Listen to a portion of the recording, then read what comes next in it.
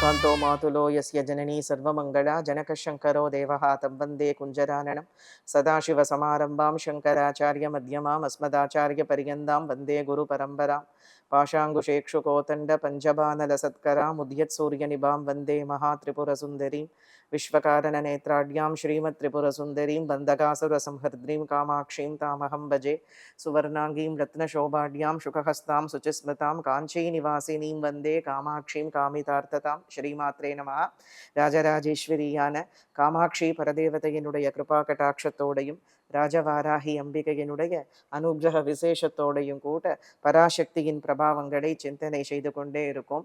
51 சக்தி பீட்டங்களிலே 9 சக்தி பீட்டங்களே விசேஷமா நாம சிந்தனை பண்ணினோம். நேபாள க்ஷேத்திரத்திலே விளங்கக்கூடியதான குஹ்யேஸ்வரி அப்படிங்கிறதான ஒரு சக்தி பீட்டத்தை விசேஷமா நாம சிந்தனை பண்ணினோம். போன பிரவச்சனத்திலே அந்த குஹ்யேஸ்வரி குஹ்ய சுந்தரி அப்படிங்கிறதான ஒரு நாமா காத்மாண்டுவிலே பசுபதிநாதருடையதான ஆலயத்திற்கு பின்புறம் விளங்கக்கூடியதான ஒரு ஆலயம் குஹ்யேஸ்வரியினுடையதான ஆலயம். அம்பாளை குஹ்ய காளி அப்படின்னு சொல்லுவா, குஹ்ய சுந்தரி அப்படின்னு சொல்லுவா. 2 வடிவமானது அம்பாளுக்கு உண்டு. ரொம்ப ரகசியமான வழிபாட்டை கொண்டவள் அப்படிங்கிற காரணத்தினாலேயும் அம்பாளுக்கு குஹ்ய சுந்தரி குஹ்ய காளி எனும்படியான ஒரு நாமங்கள் உண்டு. தந்திர சாஸ்திரங்கள்ல இதற்கெல்லாம் தனித்தனியா மந்திரங்கள் உபாசனா மார்க்கங்கள் எல்லாமே இருந்த பொழுதிலும் கூட எல்லோராலையும் வழிபட தகுந்த மூர்த்தியாகத்தான் அந்த க்ஷேத்திரத்திலே தேவியானவள் விளங்குறா. நேபாள சக்தி பீட்டம். அந்த நேபாள க்ஷேத்திரத்திலே நேபாளமே பார்த்தோன்னு சொன்னாக்க ஒரு சாக்த சம்பிரதாயம் செழித்து விளங்கக்கூடியதான ஒரு புண்ணிய பூமி. நேபாளமே புண்ணிய பூமி தான். நேபாளத்திலே விளங்கக்கூடிய தேவி ஆலயங்களுக்கு நாம கணக்கே சொல்ல முடியாது.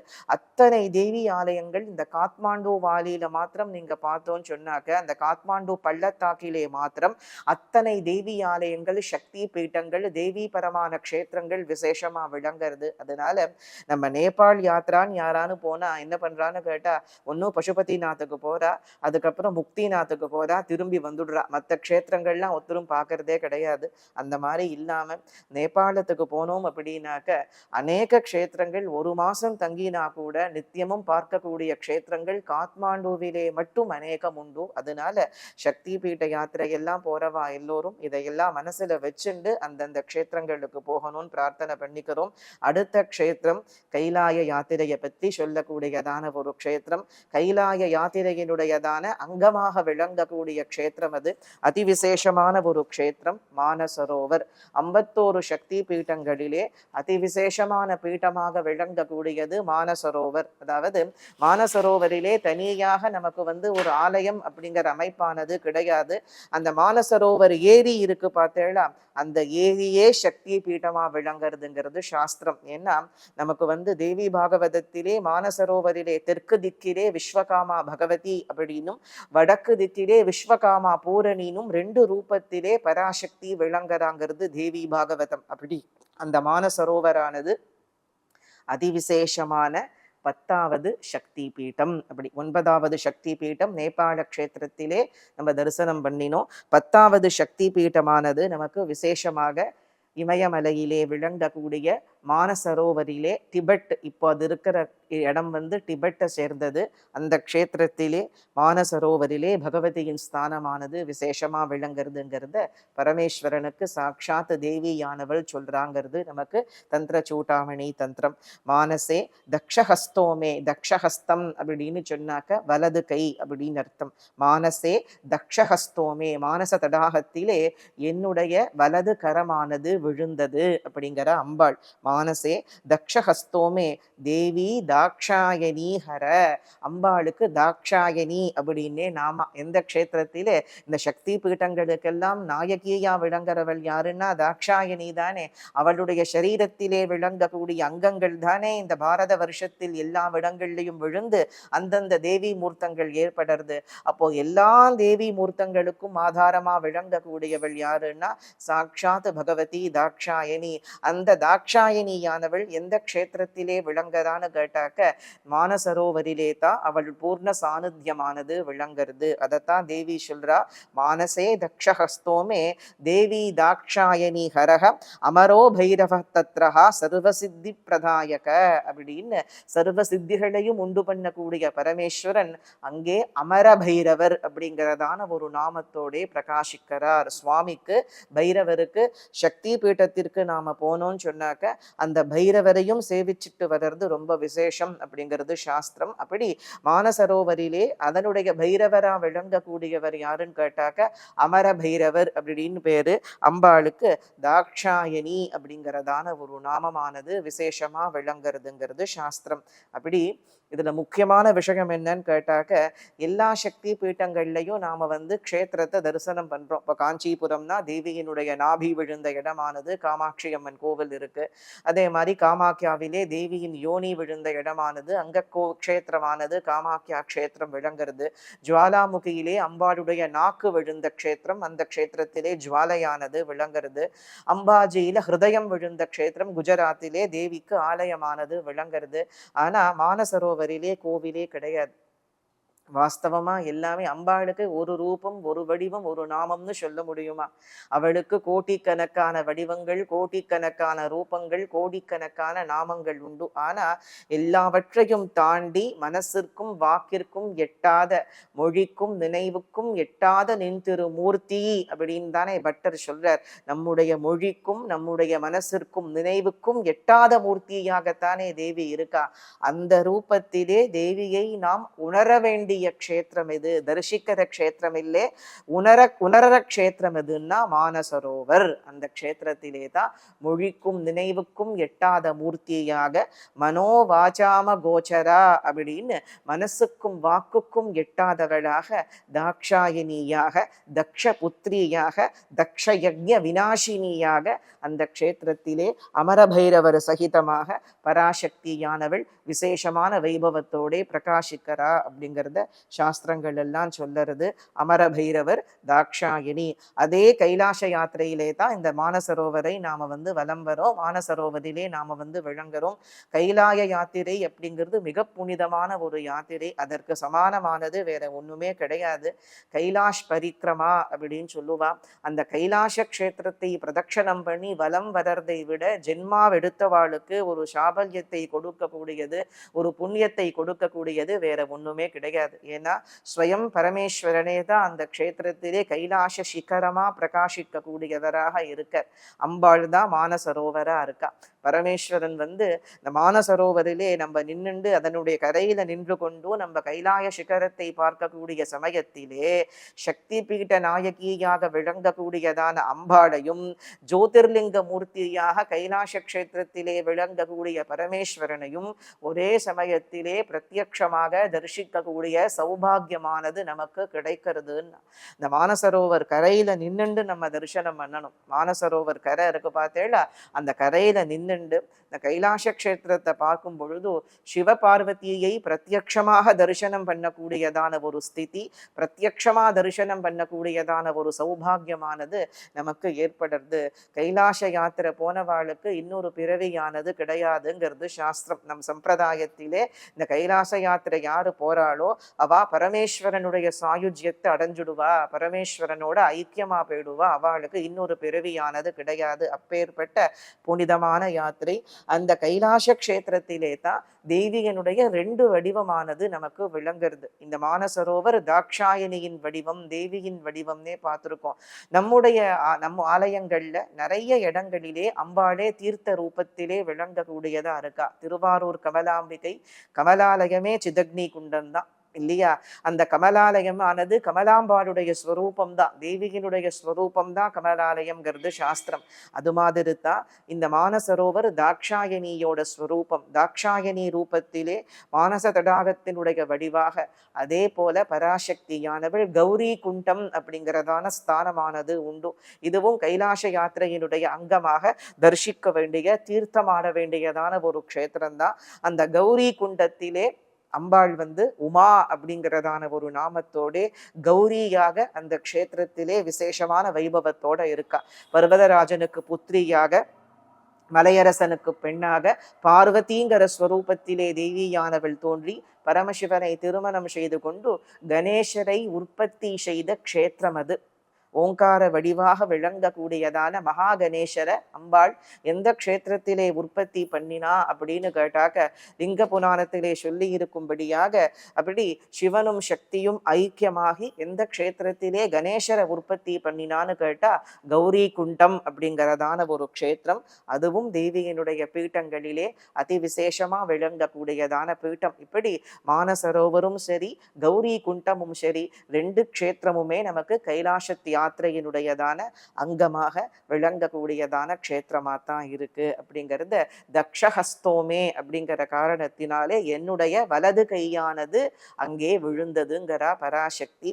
சரி, கைலாச யாத்திரை அளவுக்கு போக முடியுமான்னு தெரியல. இப்ப நிறைய ரெஸ்ட்ரிக்ஷன்ஸ் உண்டு. கைலாச யாத்திரை மாத்திரம் பகவான் கூப்பிட்டா மாத்திரம்தான் நாம போக முடியும். சுவாமி யார கூப்பிடுறாரோ அவ மாத்திரம்தான் போக முடியும். யாத்திரைய புக் பண்ணி எத்தனையோ பேர் கேன்சல் ஆனவா, போனவாளை விட கேன்சல் ஆனவா ஜாஸ்தி. எனக்கு தெரிஞ்சு கைலாச யாத்திரைக்கு போனவாளை விட கேன்சல் ஆனவா ஜாஸ்தி. ஏன்னா கிளைமேட் நமக்கு ஒத்துழைக்கணும் முதல்ல. ரெண்டாவது கவர்மெண்ட், சீனா கவர்மெண்டோட பெர்மிஷன் நமக்கு தேவை. கவர்மெண்டோட பெர்மிஷன் வேணும். இது எல்லாத்தையும் மேல உடலானது ஒத்துழைக்கணும் அந்த பரிக்கிரமா பண்ணறதுக்கு. அப்படின்னு எல்லாம் நிறைய இருக்கு. பரமேஸ்வரன் இவா என்னை தேடி வரணும்னு யாரை நினைக்கிறாரோ அவா மட்டும்தான் கைலாச யாத்திரைக்கு போக முடியும். ஏன்னா பிரத்யக்ஷமாவே ஜென்மா கிடையாது. எந்த பரமேஸ்வரனுக்கு மேல வேற ஒண்ணுமே இல்லைன்னு சாஸ்திரம் சொல்லுறதோ அந்த பரமேஸ்வரனையும் அந்த பரமேஸ்வரனுக்கும் ஆதாரமா இருக்கிற பராசக்தியும் நாம பிரத்யக்ஷமா தரிசனம் பண்றோம்னா கைலாச தரிசனம் அப்படிங்கிறது பிரத்யக்ஷ தரிசனம் தான். சுவாமியினுடைய பிரத்யக்ஷ ஸ்வரூபம் தான் கைலாசம். தேவியின் பிரத்யக்ஷ வடிவம் தான் வானச தடாகம். அப்படியே பிரத்யக்ஷமா நாம தரிசனம் பண்றோம் அப்படின்னு சொன்னாக்க அதற்கு எத்தனை கோடி ஜென்மாக்களிலே நாம புண்ணியம் செய்திருந்தோம்னா அந்த யாத்திரையானது நமக்கு கிடைக்கும்.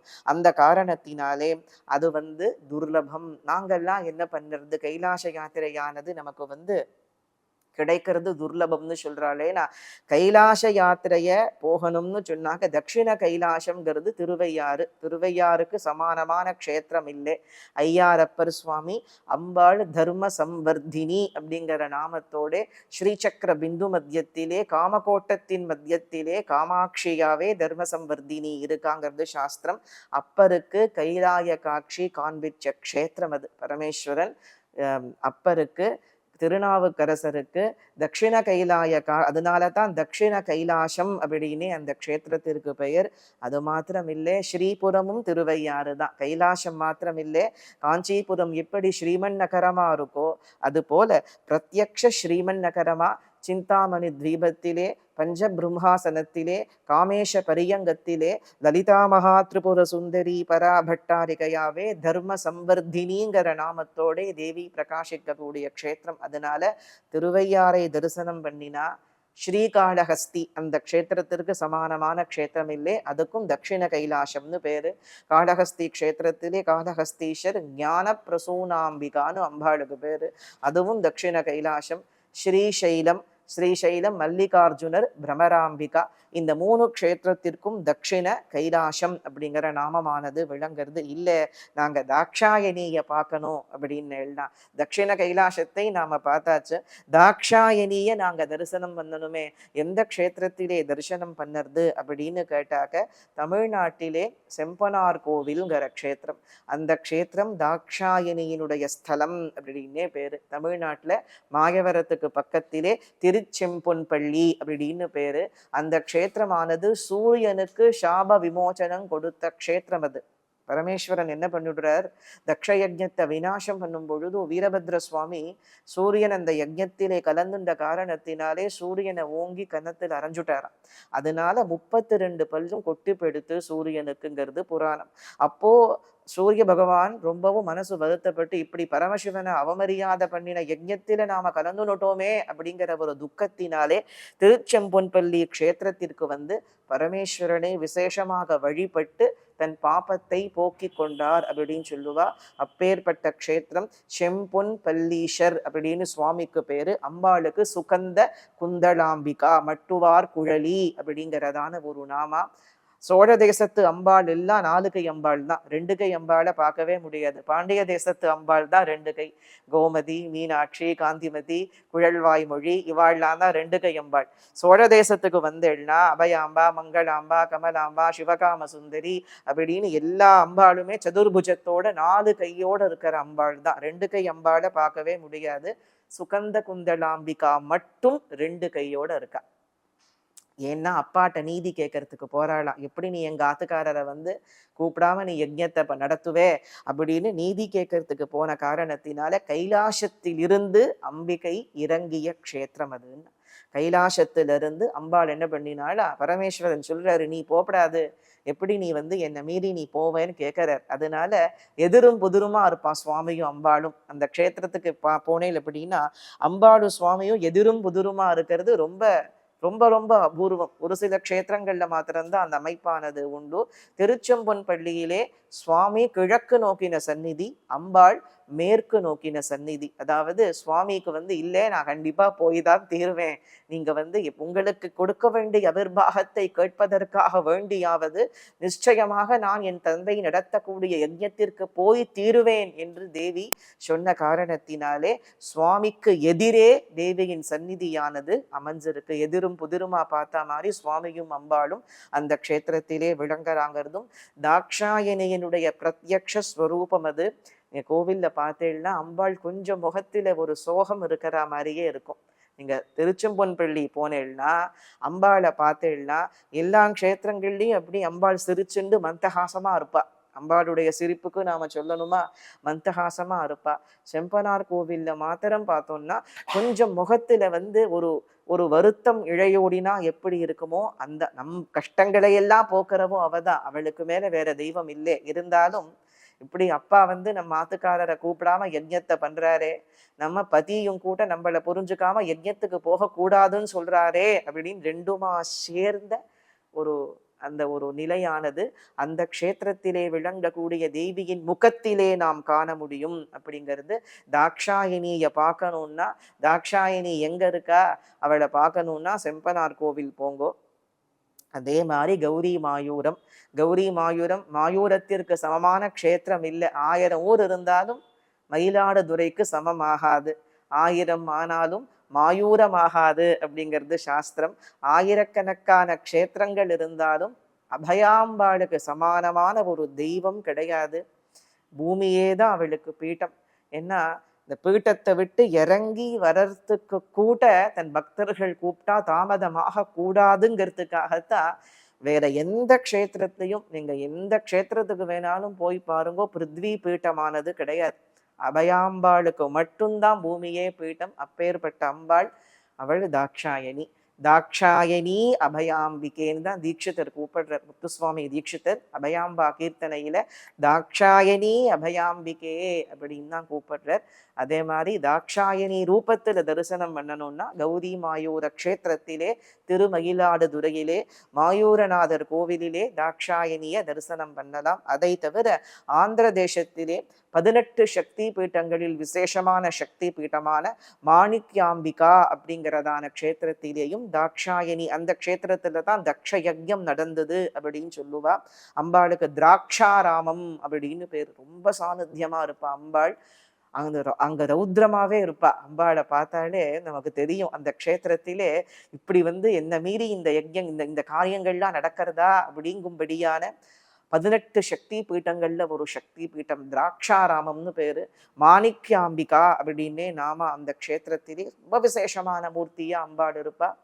இன்னைக்கு முழுக்க அம்பாளை பார்க்கலாம். ரௌத்ரம் அப்படின்னா நமக்கு கிடையாது, அது பாபிகளுக்கு தான் ரௌத்ரம். அப்படி மானசரோவருக்கு போய் தாக்ஷாயணிய தரிசனம் பண்ண முடியாதவா இந்த க்ஷேத்திரங்கள்ல எல்லாம் விசேஷமா நாம தரிசனம் பண்ணிக்கலாம். அப்படின்னும் வாய்ப்பு இருக்கக்கூடியவர்கள் மானசரோவருக்கு போய் அங்கே பிரகாசிக்கக்கூடிய தாக்ஷாயணியையும் பரமேஸ்வரனையும் தரிசனம் பண்ணணும். அப்படின்னும் மற்றவா எல்லோருமே இருந்த இடத்துல இருந்தே நம்ம அம்பாளை மானசரோவரிலே விளங்கக்கூடியவளாக மானச சக்தி பீட்டத்திலே தேவியின் வலது கரம் விழுந்த சக்தி பீட்டத்திலே தாக்ஷாயணியாக பிரகாசிக்கக்கூடிய தேவியையும் அமர பைரவரான பரமசிவனையும் ஸ்மரிப்போம் அப்படின்னு எல்லோரையும் கேட்டுண்டு தொடர்ந்து பரமேஸ்வரியின் கருணா கட்டாட்சத்தோட அடுத்தடுத்த சக்தி பீட்டங்கள் வைபவத்தை நாம சிந்தனை பண்ணலாம்.